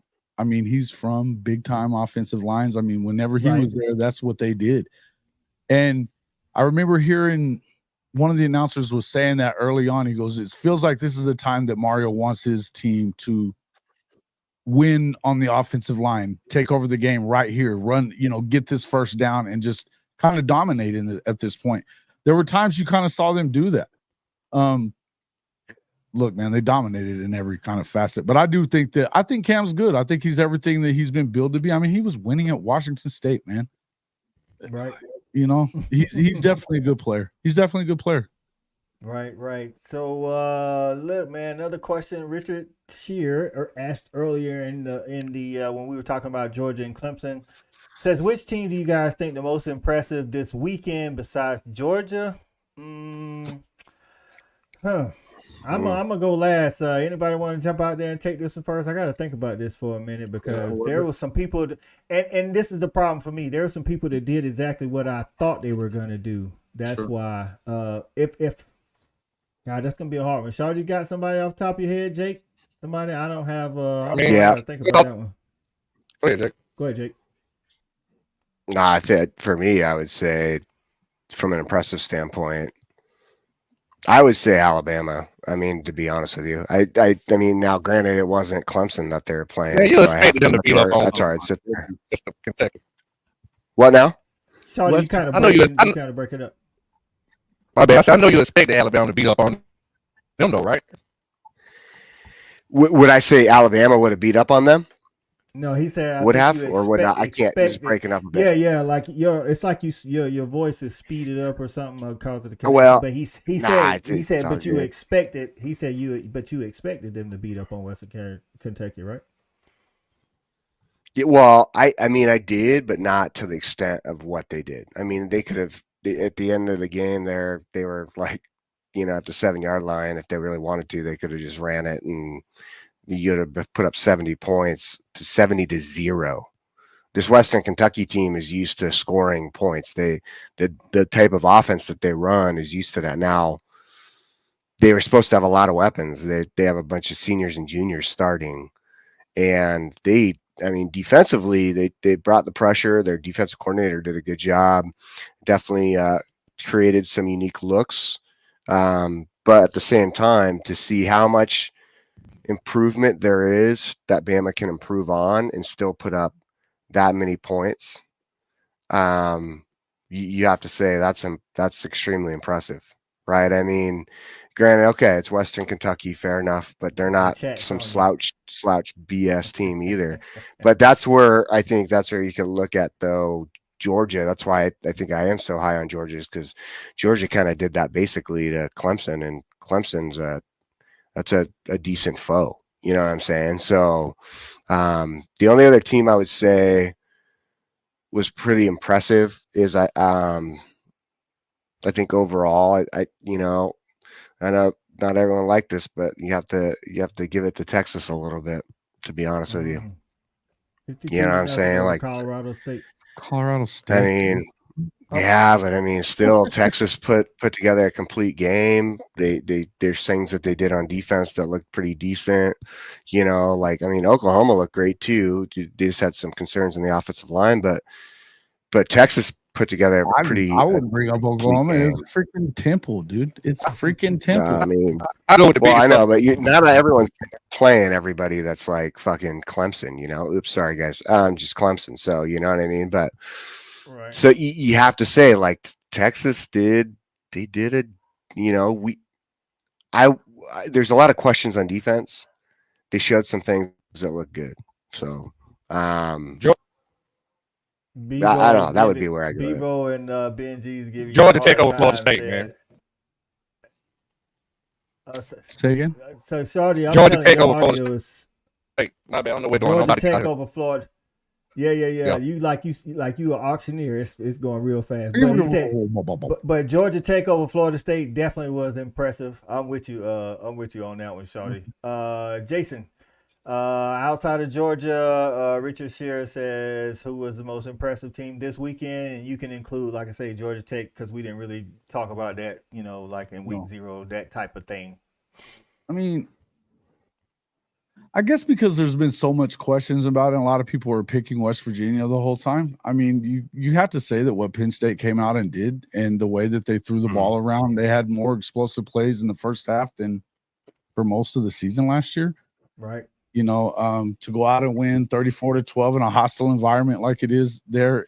Now, again, I'll be the first to tell you that I don't think much of West Virginia like everybody else does. They didn't win over a winning team all of last year. So as much as a lot of people like them, but I think it's more about what Penn State did because of the fact that, look, that's been their kind of biggest problem the last couple of years, of the reason that they're not able to compete in a game against Ohio State or even even obviously a Michigan team is going to try to turn it into a game where basically they were having to play the same type of game plan that Michigan was going to play, and nobody's going to beat them in that game plan. You go in there and try to, it's like trying to out Georgia.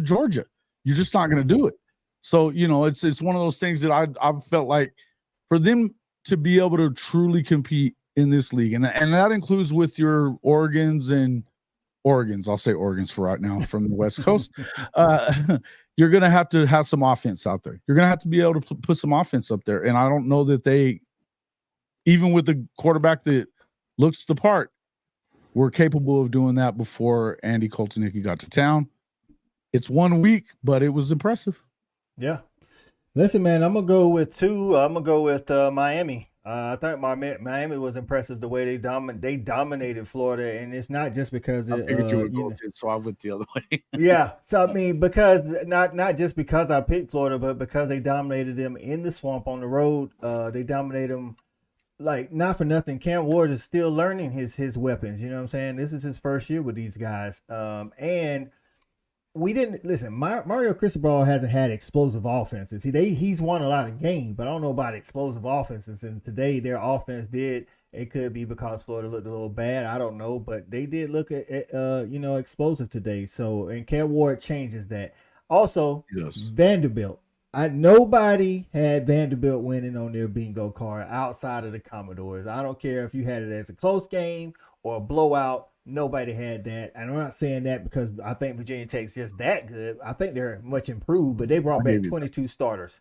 And Vandy came out and not just beating them. I know they beat them in overtime, but they jumped on them 17-0, dog. Another one of those dark horse ACC picks, man. Everybody's trying to jump on Virginia Tech. And Vandy whooped that ass. They did. They did that, man. So it says, Coach I, that apple doesn't fall far from your sibling. You talking about the Miami? Oh yeah. I'm not saying that just because my brother likes Miami. Listen, man, I definitely was a little bit more impressed with Miami coming after today what John said. than coming in. So Dabo continues to fall further behind as he refuses to basically use the transfer portal. Listen, that's one of the problems they definitely got. They got a lot more. They got a lot more problems, but they got a lot of problems on that offensive side of the ball. In my personal, their defense opinion. is not their problem. I know that. I know their defense is not their problem. So before I don't want you guys to fall out on me, man. Tailgate ticket, man. Let's talk about just who would you give the tailgate ticket to? Tailgate tickets. Somebody. What we do, we give it's kind of like the helmet sticker. We pick a guy or a side of the ball. Or a team altogether that you want to give the helmet ticket to. And shout out to Mike Dub, man. Mike Dub. Let me give it out first. Oh, Mike Dubs, come on, don't take Mike Dubs, dog. He said he already had his tailgate ticket. He was giving it to the Oklahoma defense. Oh, okay. No, Okay, that's fine. Mike That's not who I was Wilkinson. going to give. Okay, Sooner Legends podcast. I'll let you go first. Sooner Legends podcast. Shout out to my guy Mike Dub, man. He held on long as he could. He said he was giving his tailgate ticket to the Oklahoma defense for the 3 points given up to Temple. Go ahead, Jason. Who you giving your tailgate ticket to? Hey, man, my freaking fellow Aggie, New Mexico State, Diego Pavia. Shout out to My Diego, man. baby. Give me some love, man. Give me some love, the alumni. Come on. I like it. Hey, Diego Pavia. Remember the name, baby. Remember the name. Pavia, Jake, baby. tailgate ticket. Who you giving it to this week, man? Man, it's so tough. It's so tough because now we look at this and we look at like who we all have, and there's still some games being played right now, man. You might be giving a tailgate ticket to New Mexico here shortly, but I'll tell you, man, like I think for me, if I look at it and look at over what we've covered, I'm going to give my tailgate ticket to Iowa. Iowa's offense for putting up over 40 points, right? Granted, it is versus Illinois State. They shut them out 40-0. They show they have an offense this year. I will be honest with you. I'll be honest with you right here. If Iowa shows that they have an offense this year, be careful. Remember, I told you this. Everybody needs to be We were careful. both saying, we were talking about this on my show, that we were saying, look, I was going to make a run at the playoff. They don't have a schedule to speak of. They play Ohio State and almost nobody else. Right. Listen, that defense did what it did today, like we always do. Again, it was Illinois State, but, that's just Iowa's defense, man. You know what I'm saying? My tailgate ticket goes to Malachi Starks. Not just for the interception, but because it was in the first game, in the bins, exactly like he gave it to us against Oregon in 2022, just on the opposite side of the field. Shout out to whoever made the cut up on Twitter showing both interceptions side by side. I try to tell people, man, there's a lot of good safeties out there. No safety plays in coverage like Malachi. Malachi ended up having to go to the strong safety nickel spot tonight because of an injury to our starting nickel. He didn't even play tonight. We started him out at the safety spot. And then we end up putting him into putting KJ Bowden. Shout out to KJ Bowden, true freshman, had a good appearance today. He played a lot more than we wanted him to have to, but due to injury, next man up. Shout out to Malachi Starks. Shout out to Mama and Papa Starks, man, on Twitter, man. They rock with your boys. So shout out. Malachi's a bad dude, man. That interception was insanity. Bruh, what's crazy? I'm telling you, I'm about to send it to you, dog. Somebody cut it up, put it side by side. Insanity. Hey, same exact interception he had against Oregon in 2022, just the opposite side of the field, man. It is crazy. Tailgate ticket for Stephen G goes to Brent Venables because he has turned around a Lincoln Riley defense that wasn't good to a good defense. Hey, the good tailgate ticket. Ben G says Cam Ward for making Mario look good for the first time since he's in Miami. Yeah. That's pick. Fair. Good pick. That is fair. Lone Wolf says Vanderbilt. Shout out to Vandy, man. Shout out to Vandy for getting the win to open the season. I don't remember the last time Vandy had a win over a Power 4 or Power 5, depending on what year you're talking about, opponent first game. Shout out to Vandy. Love John, to see the one person that actually could prove that they picked Vandy before. Right. Jason, somebody won a lot of money today because they were just crazy enough. Crazy enough to put the money on Vandy today. And John says starts with the interception. Right, man. That was an incredible interception. Let's see if anybody else got in here with some tailgate tickets. Sooner in Texas says his tailgate ticket goes to Zach Smith. He didn't miss a single field goal this week. Hey, shout out to Zach Smith. That's a big deal, man. That's a big deal for Oklahoma the last few years. John said he give his to Keon Saab at Bama. 2 interceptions in the first quarter. Yes, Sam. Yes, I was watching and listen, Keon. I was texting the group and I was like, might have been Jake. I was like, hey man, Sapp didn't miss a beat, man. Just carried over what he was doing at Michigan already. Keon, dude. Right. Let's see if anybody almost gets had in 3 here picks. With their tailgate ticket. How can you give a tailgate ticket? BNG says to a defense that gave up points. Couldn't be me. Hey man, listen. I will say this: when it comes to the fans that support the channels, dog, the Red River doesn't die regardless of what's going on. Yeah, he can run off too. He can run off. That just got him booted again. Oh, I was trying to boot him again. He just came to your channel because I already kicked him for saying it once. All right, we got a question from Jimmy Satterfield. Could Miami win the ACC? I think it's definitely possible that Miami could win the ACC. I think we all three think that. Not saying they are, but we need to see a little bit more. But I think from what we saw today, they're definitely in the run. I still, when I had my two picks when we did the ACC show, I said Miami, Clemson, play for it. I still think Clemson wins. I like Clemson's defense. Miami's defense looked good today, but I like Clemson's defense a little bit more. So I'm still sticking with Clemson to win. I think they got a lot of time to figure stuff out before they play Miami, if that happens, because they don't see them in the regular season. Jake and Jason, how are you feeling about Miami's chances on the ACC? Yeah, Again, I think they're gonna win it. The best teams, like Virginia and Wake Forest first. I got to see them do that, and then I'll say something. I don't care. I think they're good. I think they're good. Dude. They're good. I think they're the team to beat in the ACC. They should be. They should be. With their talent, they don't have an excuse not to, right, Jake? 100%, man. Like, I think, like, you look at them and you, especially after today, you got to sit there and be like, you know what? I don't know. Yeah, okay, maybe Clemson tries to put up a fight, but based on what I saw in Clemson's offense today, I don't care who they're playing. They'd be playing Florida State, and they're not going to be putting up points, man. Like, Clemson's offense is not there. That's not it, man. I don't know what they need to fix. I don't know what they need to do, but Clemson, there's just man, I don't know what they're going to do to remedy that, but defense is the only thing that holds Clemson in it, and that's why I think when it comes down to it, truthfully, unless something can happen with Florida State turning it around, and it could happen, but I think Miami's the team to beat. So right. Yep. Rob077 says tailgate ticket goes to Missouri's defense for giving up 87 yards. That is a good stat, albeit Murray State. But hey, man, 87 yards. We'll take that tailgate ticket there. Rob07. Stephen G says, how does it feel to finally be in season talking and not just hopefully talking about football? It feels amazing. Saturday, listen, I know I'm gonna sleep good tonight, but I still got. I'm a junkie. I'm about to. Once we get off it, we got about 6 more minutes. Once I get off, I'm actually going to watch some of the games over again. Yeah, I'm watching Washington right now.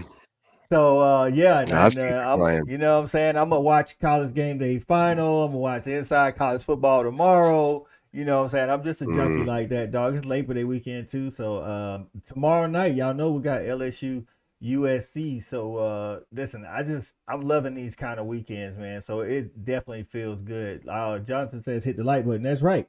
Listen, man, we've had people in and out. We have a lot of people today on Jason's channel, on Jake's channel, on Facebook, on Fan Addict. Y'all hit the like button, man. Help us out, man. You know what I'm saying? That's what helped the content creators, man. Clemson's defense. We've had about 400 people watching on my channel tonight. Hey, man, we doing that thing, man. Clemson defense better be a lot better than Miami because Klubnik ain't Ward. That is a fact. That is a fact. Texas says, if Mizzou gets the tailgate ticket, I'm burning the food. Shout out to Ben G, says he hit thumbs up on all the channels, man. That's what we like, man. We appreciate it, man. We appreciate it, man. We appreciate it, man. So, hey, man, it's been a good ride, man. The Saturday Night Snap Count continues, man. We appreciate y'all rocking with us the whole time, man. And okay, hold on. What'd you put? He said corporate duck. Last thing. Okay. Said gonna give my tailgate ticket. Don't let me down. LSU. I'm gonna save here. Save it. Okay, I got you. Hey, corporate. Listen, if LSU, I'm bringing this back next weekend, one way or the other. Corporate, whether you're right or you're not. You know what I'm saying? So we're gonna save that for next week, dog. So shout out to Corporate Duck for getting in, man. Shout out to everybody for getting in on Set the Tone. college football on YouTube, on Facebook, man. Shout out to the Hall of Fame College Football Mafia for getting in on Facebook, on Jason's YouTube, man. Shout out to the fans and the fan addict getting on the fan addict Facebook, my Facebook, and the YouTube, man. Listen, man, we bring these content creators on because we think they got something to say that you want to hear. You know what I'm saying? Just before we get out here, Stephen G says, can the transfer portal get a tailgate ticket since the last fan base is learning the portal is the way? All right. So, man, shout out to my guys for jumping on. Shout out to young JJ Kiss. What's his name? Austin? Is that his name? Austin Kitchen. Austin Kitchen for being in the major league, man. The dude, that's big time, man. Again, that's big time. Shout out to JJ for stopping in. Shout out to Andrew. Shout out to Shawty, man. Shawty probably out in these streets that he probably manually did some stuff to his microphone so he could get out of here early, man. He probably out there in the streets, man. So shout out to Stat Guy, man. He's probably licking his wounds because it was an ugly win over ODU, even though he called it was going to be close. So I'll check on him later on, man. And my guys here just hanging with me still, Jake and Jason, man. Y'all make sure y'all get to Set the Tone, subscribe. Hall of Fame College Football, subscribe. Hall of Fame Sooners, subscribe. Make sure y'all getting over to everybody's channel and doing that, man. We're going to keep rocking every Saturday night, 10:30 Eastern time. We will be back. Make sure you catch me and Jake on the breakfast tailgate every Saturday morning. We'll be jumping out there. Make sure you get over to Jason. Check Rise and Shine College Football. Is it still Monday, Wednesday, Friday, Jason? It will be back Monday, yes. There it is, Monday, Wednesday, and Friday. Check out Jason and the Coach on Tuesdays and Thursdays at Thursday night. Tuesdays at 8:30. Respect the Hedges on Tuesday at 8:30, man. Shout out to Chris E, man, and everybody else in the chat, man. We appreciate everybody hanging with us for 2 hours, man. With that said, college football is back. Jake, give us a roll tide. Roll tide, everybody. Jason, give us a. There it is, and as always, y'all already know what it is. Go Dogs.